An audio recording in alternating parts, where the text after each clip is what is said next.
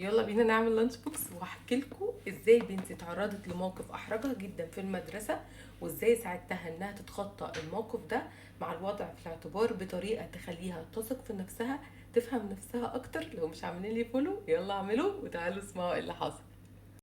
فلما رحت اخدها من المدرسه لقيتها طالعه شكلها معيط، فقلت لها مالك؟ فقالت لي حصل حاجه كده، فحكيت لي اللي حصل. فقلت لها طيب تحبي ادخل اتكلم مع الاداره؟ فردت عليا قالت لي لا. قلت لها طب انت هتعملي ايه؟ قالت لي ولا حاجه، انا طلبت ان محدش يتكلم في الموضوع وخلاص الموضوع هيتقفل واصحابي خلاص مش هيتكلموا فيه خالص. فقلت لها انا بس عايزه اعرفك حاجتين. اول حاجه ان انا هحترم قرارك ومش هدخل اتكلم مع الاداره. الحاجه التانية يا راما ان احنا ما بنعرفش نمسك لسان الناس، فوارد جدا تلاقي حد بيتكلم. فقالت لي لا مش هيحصل وخلاص. قلت لها خلاص اوكي. على بالليل بقى لقيت عياط رهيب، انا مش رايحه المدرسه.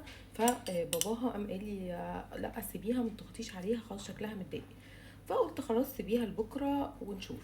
تاني يوم راما برضو مش رايحه المدرسه، فقلت لها لا يلا يا راما البسي وتعالي انا هوديكي ومحتاجه اتكلم معاكي في الطريق شويه. قلت لها على فكره يا راما انا حاسه بيكي وحاسه انت قد ايه متضايقه، بس انا عايزه اسالك سؤال. هو انت متضايقه من الموقف نفسه ولا متضايقه او قلقانه من المواجهه ومن ان كذا حد قالك دول بيتكلموا؟ فقالت لي لا انا قلقانه من المواجهه. قلت لها طب انا عايزه اقول لك على حاجه مهمه جدا. قالت لي ايه؟ قلت لها بصي يا راما انت ربنا اداكي موهبه حلوه قوي.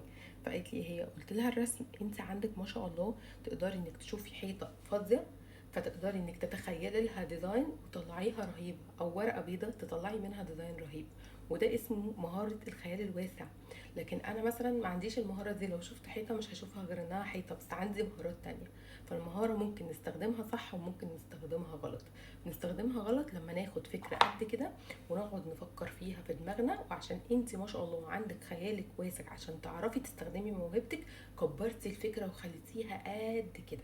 فانا عايزه منك طلب يا حبيبي دلوقتي، واديتها ورقه وقلم. كل اللي عايزاه منك انك تقعدي تكتبي انا حاسه بكذا عشان كذا، تمام، والقرار اللي انا هاخده كذا. وهسيبك شويه وهشوفك عملتي ايه. سبتها شويه في الطريق، وبعد كده لقيتها بتقول لي انا خلاص كنت حاسه اني قلقانه وكنت حاسه ان مش عارفه ايه. قعدت يعني تتكلم في تفاصيل الموضوع، وبعد كده في الاخر قالت لي القرار ان انا مش هتكلم في الموضوع، واللي هيجي يقول لي على حاجه هقول له خلاص الموضوع ده انتهى واتقفل. قلت لها خلاص اوكي، ولو انت حباني برضه اروح للاداره انا موافقه كده. قلت لها وانا محترمه قرارك وواثقه انك خدتي قرار في مصلحتك. وفعلا راحت، ولما رجعت اخدها من المدرسه قالت لي جه حد يتكلم، قلت له كده والموضوع اتقفل. قلت لها اتعلمت ايه؟ اهم حاجه ان البني ادم يواجه. المواجهه دي نقطه قوه. اعملوا فولو وقولي لو مكاني كنت هتعملوا ايه.